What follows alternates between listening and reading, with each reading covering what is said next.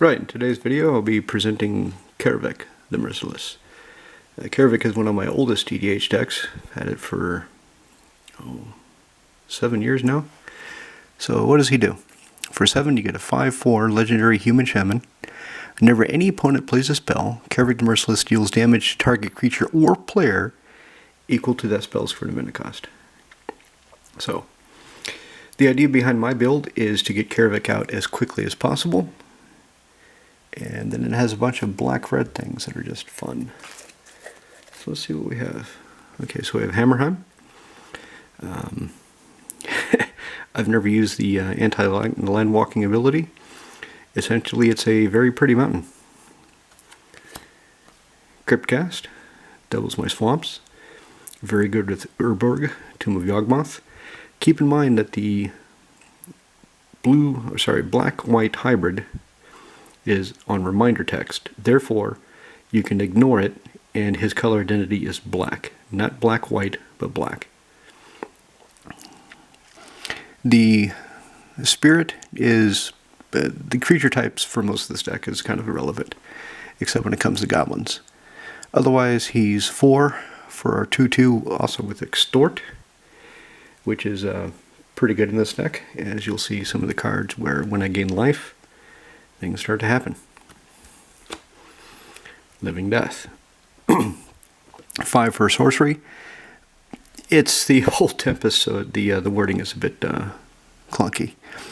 Set aside all creature cards in all graveyards. Then put each creature that is in play into its owner's graveyard, and then put each creature card set aside this way into play under its owner's control. So basically, all creatures in the graveyard come back, all creatures in play die. Just swap them in and out. Snow-covered mountain. The snow-covered lands is kind of a holdover. I used to have Stalking Yeti in this deck. I no longer do, and that's why I had the snow-covered lands. Snow-covered Yeti, Stalking Yeti came into play and basically fought another creature, and then for 3 and snow mana, I could return him to my hand. But he's no longer in this deck. I'm just basically keeping the snow-covered lands because they're pretty, and I don't feel like swapping them out. I don't have anything really better. Blut Beflecktes Schamlock. Bloodstained Mire. Something I like to do in my decks is I like to have foreign cards. I either like to have one, just for the flavor of it, or I like to have a bunch. With Kaervek, I have a bunch of German cards, just because I like the sound of the language, I like the way it looks. So that's a stylistic choice I made. Finster Monolith, Grim Monolith. So 2 comes into play, tap it, and you can add 3 colorless mana to your mana pool. It does not untap during your untap step. You have to spend 4 mana during your untap step or upkeep. No, you just untap it. Ah, yeah. I was confusing it with the Mana Vault.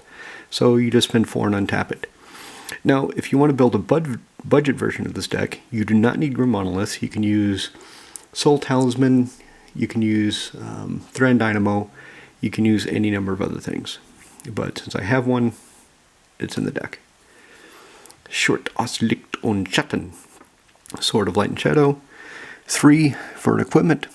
Equip for 2 whenever it hits the equipped creature hits an opponent. You get to raise dead, bring a creature from graveyard back to your hand, and gain 3 life. The raise dead is the most relevant in this deck. Blasphemous Act. It ostensibly costs 9, 8 in a red, for each creature to take 13 damage. Functionally, however many creatures are in play, reduces its mana cost by that much. So if there's 8 creatures in play, 1 red, you do 13 damage to all creatures. Cleans the board nicely and efficiently. Molten Slag Heap, storage land. Tap, add 1 colorless to my mana pool. 1 tap, put a storage counter on Molten Slag Heap. Or 1, remove X storage counters from Molten Slag Heap, add X mana in any combination of red or black to my mana pool. So it has 6 counters. I can spend 1 and take that 6 off and either get 6 red or 6 black or any combination of black-red. Goblin Sharpshooter. Very good with Basilisk Collar. So 3 for 1/1 creature. Tap, do a point of damage to a creature. And he doesn't untap during your untap step. But if you have Basilisk Collar on him, he taps, deals 1 damage to a creature, kills it, untaps, taps, deals 1 damage to a creature, kills it, untaps, and you're gaining 1 life each turn, or each activation. Because Basilisk Collar gives the creature Death Touch and a lifelink. Mog Infestation. 5, 3 colorless, 3 colorless and 2 red. For a sorcery, destroy all creatures target player controls. For each creature put in the graveyard this way, they get 2 1/1 goblin creatures. Now, sometimes, if I have Purphoros in play, I will Mog Infest myself if Purphoros is not active. So, however many creatures I have, I double those creatures. Purphoros sees a lot of creatures coming into play, and hits my opponents for 2 damage per creature that came into play. Otherwise, it's also a very efficient way of killing your opponent's creatures, and combines well with Goblin Sharpshooter. They get a bunch of 1/1s, tap, do 1 point of damage, 1, kill it, Sharpshooter untaps, tap, do another point of damage to another one of the tokens, kill it. So you can wipe the board pretty quickly. Sub-theme of the deck is goblins and tokens because of Purphoros. So, Beetleback Chief, 2 colorless, 2 red for a 2/2. When he enters the battlefield, put 2 1/1 red goblin creature tokens onto the battlefield. Swamp. Falconwrath Noble, 3 and a black for a 2/2 flyer. Whenever he or another creature dies, and it doesn't have to be your creature, you drain target opponent for 1. Target player loses 1 life, and you gain 1 life. Helm of Possession. This is an odd card because not a lot of people play it in my group. I'm one of the few that do. 4 Casicus Artifact. You may choose not to untap Helm of Possession during your untap phase. 2 tap, sacrifice creature, gain control of target creature for as long as you have Helm of Possession and it remains tapped. So as long as you choose not to untap it, you keep that creature. If any time a better creature shows up, you can untap it during an untap step, let that creature go, sacrifice another creature, and steal the one that's now more interesting. But you can Bog, wipe out somebody's graveyard. Pretty ubiquitous. I think everybody knows about Bojuka Bog now. Mountain. Okay, so here's a rattlesnake creature. For 3 and 2 red, I get a 5/4 legendary ogre warrior. Whenever a creature an opponent controls attacks, if I am the defending player, they either pay 3 colorless mana per creature, or I get a 3/3 red ogre creature token. So, it gives people that want to attack me something to think about. Manic Vandal. It's fun. He doesn't need another reason. 2 colorless, 1 red for a 2/2 creature. When it comes into play, destroy target artifact. Just blow it up. Inferno Titan. So this guy is really nice. 4 colors, 2 red for a 6/6 giant.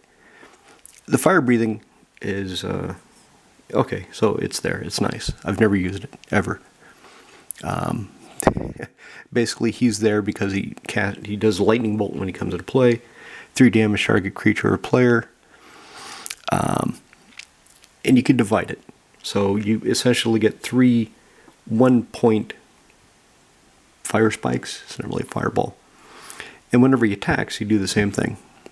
Whenever he attacks, you get 3 damage you can divide as you choose among 1, 2, or 3 target creatures and or players.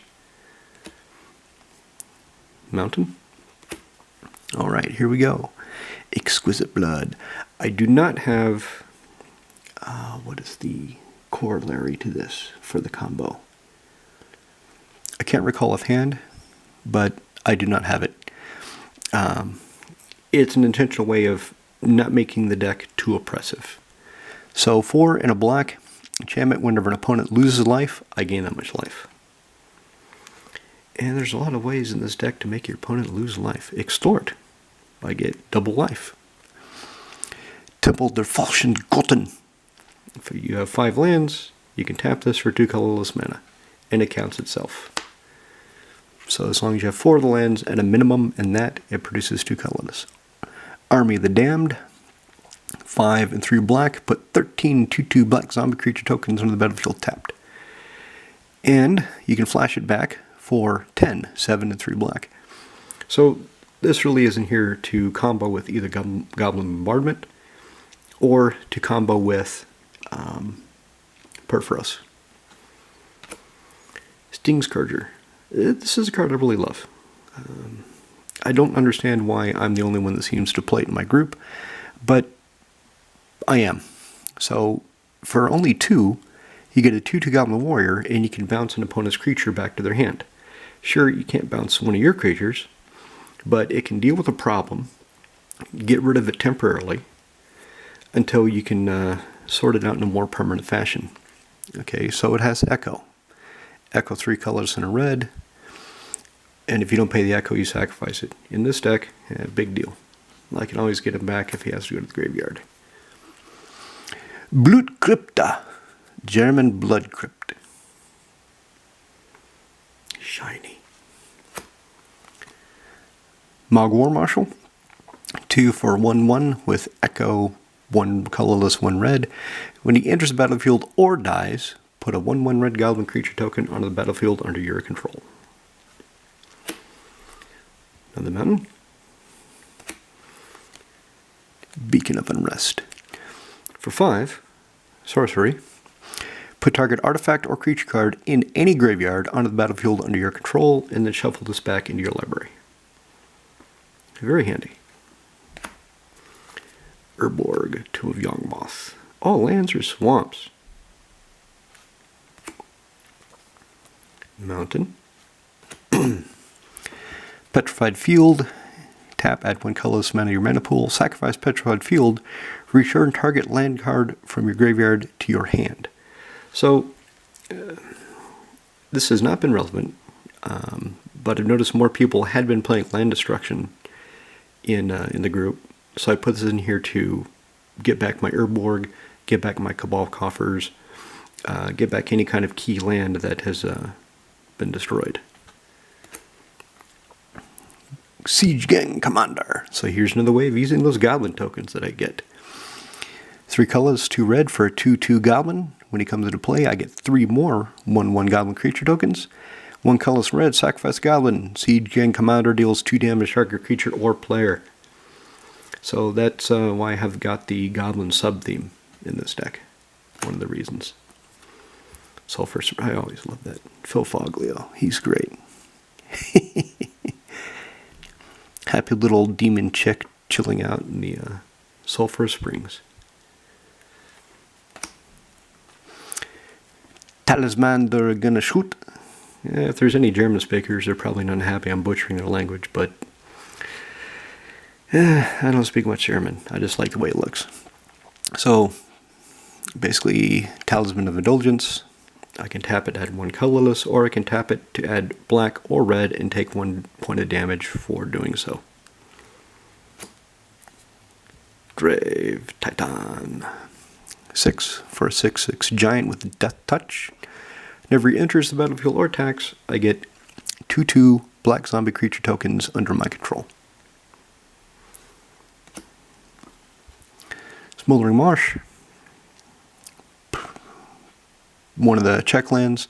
So what's relevant is it's a swamp mountain, so I can fetch it or search it out with the fetch land. Enter the battlefield tapped unless I control 2 or more basic lands, which in Commander is never a problem, depending on how the deck is built. Another mountain. Swamp. Here we go, Withered Wretch. 2 black for a 2/2 zombie cleric. Spend a colorless, remove target card in a graveyard from the game. Doesn't matter what the card is. If you don't like it, you don't want it to come back, exile it. Very handy. Nice to have some pinpoint graveyard hate. Kiki Jiki Mirror Breaker. 2 colors, 3 red for a 2/2 hasty legendary Goblin Shaman. Tap him, put Put a token that's a copy target non-legendary creature control onto the battlefield. That token has haste. Sacrifice it at the next end step. So you can use it on your opponent's turn. Create a blocker. Create something with some kind of enters the battlefield ability. It'll go away at the end of their turn. But he can just kind of hang around as a threat. It's always helpful to keep in mind that he cannot copy a legendary creature. There's been quite a few times where I've forgotten that, and I could not do what I was intending to do. Cemetery Reaper. 1 colorless, 2 black for 2/2 zombie. Other zombie creatures get +1/+1.